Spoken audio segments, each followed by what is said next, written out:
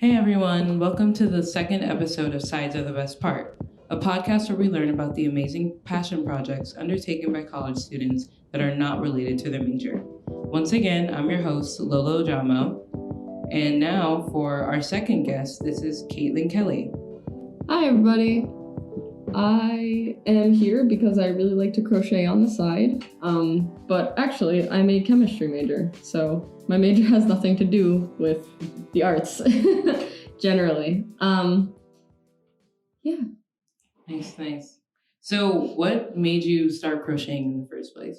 So my family actually kind of has a history of crocheting. My great-grandmother, she did that a lot, and it became a tradition in our big happy family that every time someone is born or marries into the family, they get a Christmas stocking crocheted. And she did that for a really long time, but obviously as she got older, it became more difficult. And I think, according to my aunt who ended up taking over the job, the last one that she did was a cousin of mine. So that was probably about 2003, 2004. And then my aunt took over that. So she's been doing stockings, and she also does baby blankets and wedding gift blankets. So that's really cool. Yeah. So you said you sold some of them before? I have. I actually didn't really pick it up until really consistently, like last fall, in the middle of last fall semester. But my first hat was actually fall of freshman semester because I have a friend who really likes tassel caps, so I decided to make her one for Christmas. Yeah. But my aunt taught me how when I was about 16, and it just I never really picked it up too much, but she bought me a kit and some yarn. And then eventually I did pick it up. I made that hat, and then it kind of fell by the wayside again. And then this past fall, I was looking for a gift for my boyfriend because our anniversary was coming up, and I found these little guys. They're Junimos, which are from Stardew Valley. So I decided to use this little pattern that I found online, and I made a bunch of them for him. So since then, I've been pretty consistently crocheting. Nice.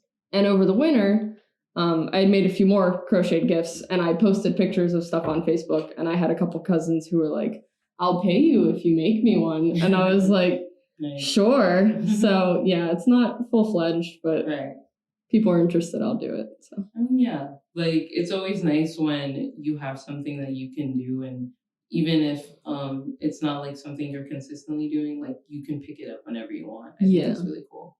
So you said you got more into it fall semester. How did you start getting more consistent with it, even with all the schoolwork and stuff? Because you're a chemistry major, and that's a lot. So my habit became I would do it at the end of the night. So I tend to go to sleep around 11 because I'm an old lady at heart.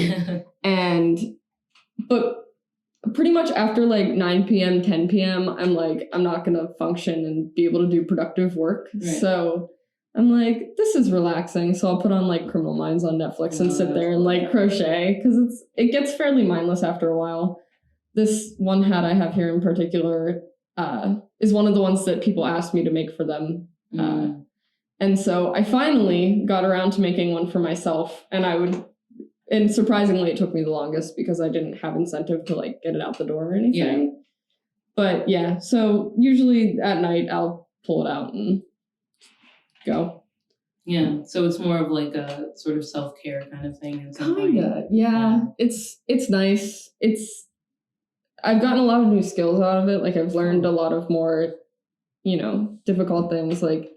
This is working in the round, but this is actually making a 3-dimensional object stuff thing. Yeah. So it's been nice. It's still it still uses your brain, but it's so mindless that you just kind of get used to it. Right. One thing we were talking about in the last podcast was how sometimes doing projects, you might think that it takes away from time of the important things or the quote unquote important things you have to do with your major, but sometimes it might actually help you more in your major when you're learning how to focus on different things, learning how to split your attention a little bit. So do you believe that getting more consistent with crocheting helped you in any way outside of that project, like how to help you handle schoolwork or handle like your mental health and different things like that? Yeah, I definitely think like, you know, I've been a little more diligent about getting enough sleep. So I think having something to buffer between like doing all this work and actually going to sleep is nice. Yeah.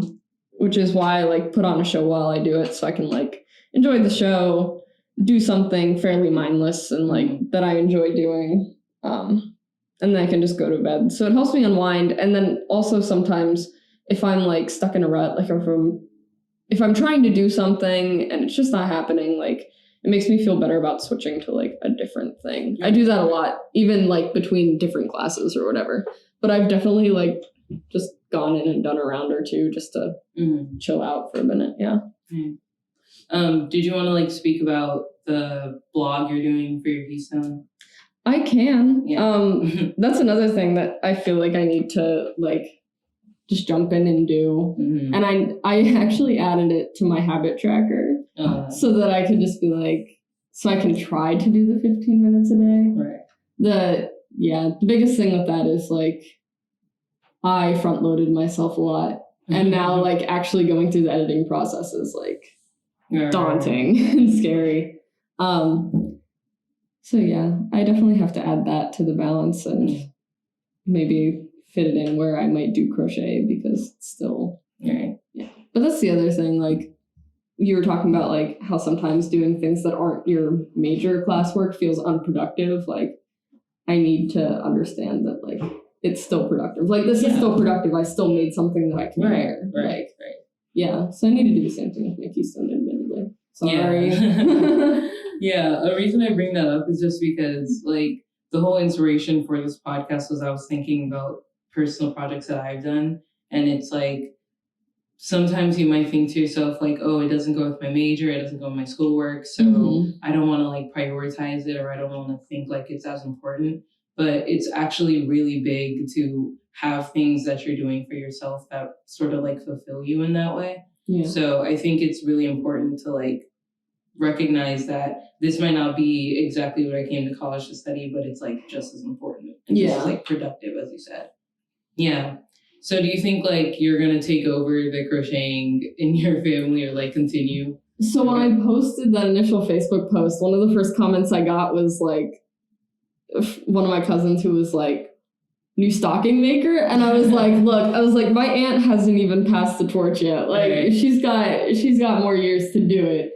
And also I'm a college student and broke. So that is true. Yeah. But everyone who's asked for something has been like very much like, I want to pay you for like the time you're spending on it. Like no one has, fortunately, because I know a lot of people who make things or in the art industry get a lot of requests for like free stuff as favors and stuff. And I think that's really crappy. Yeah. But I haven't fallen victim to that yet. That's good. So yeah. I think that's like really cool that the people in your life see you do something like this and they're like, we'll pay you for it. Yeah. Because a lot of the time when you have like a creative endeavor, something you're trying to do, and it's something that people see the value of it and they see how like good it is and how much work it took, and they're like, oh, but you're my friend, so like maybe I should get free. I'm like, that's not how that works. I've given a decent number of like gifts to my friends. Like I made a dice bag for my boyfriend for Christmas, and then I made a dice bag with like the same pattern, but I made it slightly different in like nature. Right. And I gave it to someone else, but that was because like honestly I didn't get him a Christmas gift at the time, and I was like, here. So and this pattern that I'm currently working on is for a friend of mine that I actually interviewed for my blog. So like right now I'm using it as like, you know, thank you gifts, but most of my family like has paid for it. That's cool. Yeah. So if you could say anything to a student who wanted to start pursuing a like personal passion project for themselves, what would you say? Just do it. You know, like especially I think one of the reasons that it took me so long to actually get into crochet was because I wanted to like really jump into like bigger projects, and then I was like, man, some of these don't look so good, and it made me sad. And I didn't practice enough to get like consistent with my stitches like I am now. So once I was like I feel like also once I made it an incentive, like the fact that I got into it as like making things for people really incentivized me to like, you know, improve on the skill. Right. And now that I've improved on the skill, it's just like it's fun. But I'm one of those people who sometimes when I'm doing something new, I'm like, I want it to be good the first time. Yeah. And like it's okay if it sucks the first time. Yeah. Especially with like stuff like crocheting, knitting, art, like anything like that. It's as our professors always say, it's okay to have a crappy first draft. It's supposed to be a crappy first Dr. draft. Sarah, shout out. Okay, so I think we've covered pretty much it. Yeah. So just to recoup, this is Katelyn Kelly. Hi. Shout out to her Keystone blog on long distance relationships. It's called Worth Every Mile. It's cool. It's gonna be out one day. Eventually. Okay.